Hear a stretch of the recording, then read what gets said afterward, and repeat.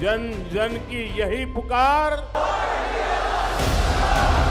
हाल ही में 5 राज्यों में हुए विधानसभा चुनावों को 2024 का सेमीफाइनल कहा जा रहा है। राजस्थान, मध्य प्रदेश, छत्तीसगढ़ और तेलंगाना में 82 लोकसभा सीटें हैं।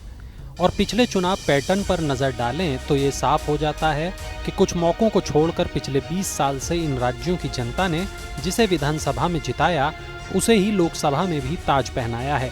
ऐसे में क्या ये मान लिया जाए कि 2024 में इन चुनावों का व्यापक असर होगा और बीजेपी को एक बार फिर लोकसभा चुनाव में जीत हासिल होगी?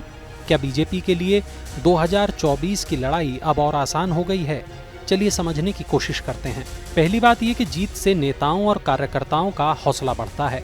अब 3 राज्यों में बीजेपी को जीत हासिल हुई है और इस जीत का व्यापक असर न केवल इन्हीं 3 राज्यों में होगा बल्कि नजदीक के राज्यों में भी होगा।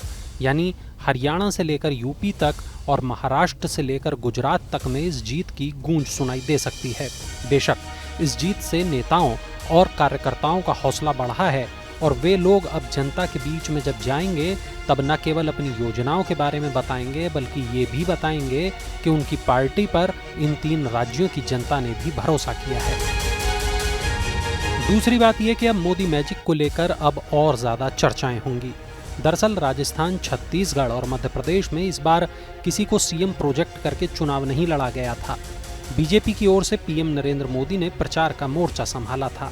कई सांसदों को विधायकी का चुनाव लड़ाया गया था और आखिरकार ये तमाम रणनीति सफल साबित हुई। 2014 के बाद 2019 में पीएम मोदी इस बात को साबित कर चुके हैं कि बीजेपी की ओर से वो ही चेहरा हैं।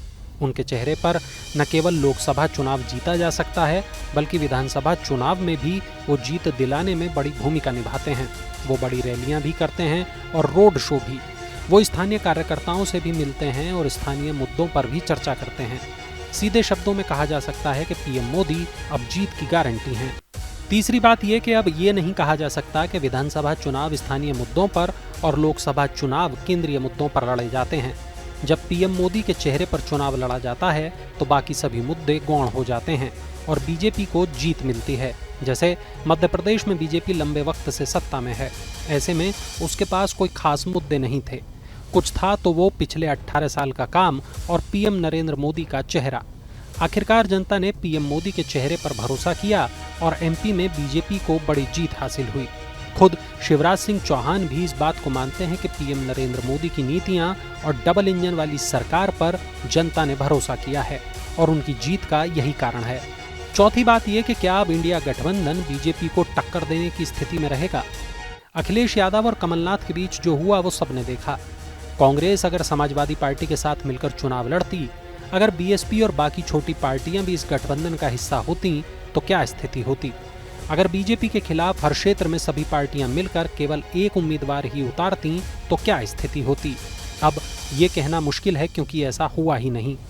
अब आगे भी ऐसा होगा ये कहना मुश्किल है क्योंकि समाजवादी पार्टी के अलावा तृणमूल कांग्रेस भी कांग्रेस से बहुत खुश नहीं है। साथ ही नीतीश कुमार की जेडीयू का भी कुछ ऐसा ही हाल है। अब 2024 में टिकट बंटवारे को लेकर तो पेच फंसेगा ही, साथ ही इंडिया गठबंधन की इस टूट को भुनाने में बीजेपी भी कोई मौका नहीं छोड़ेगी। हालांकि ऐसा नहीं है कि बीजेपी के सामने कोई मुश्किल ही नहीं है। बीजेपी 2014 से केंद्र की सत्ता में है। ऐसे में कई बड़े मुद्दे हैं जिनको कांग्रेस बीजेपी के खिलाफ इस्तेमाल करेगी।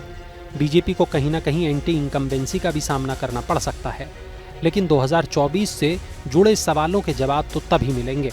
फिलहाल यही कहा जा सकता है कि सत्ता के इस सेमीफाइनल के बाद सत्ता का फाइनल और दिलचस्प होगा। आपको क्या लगता है? कमेंट सेक्शन में जरूर बताइएगा।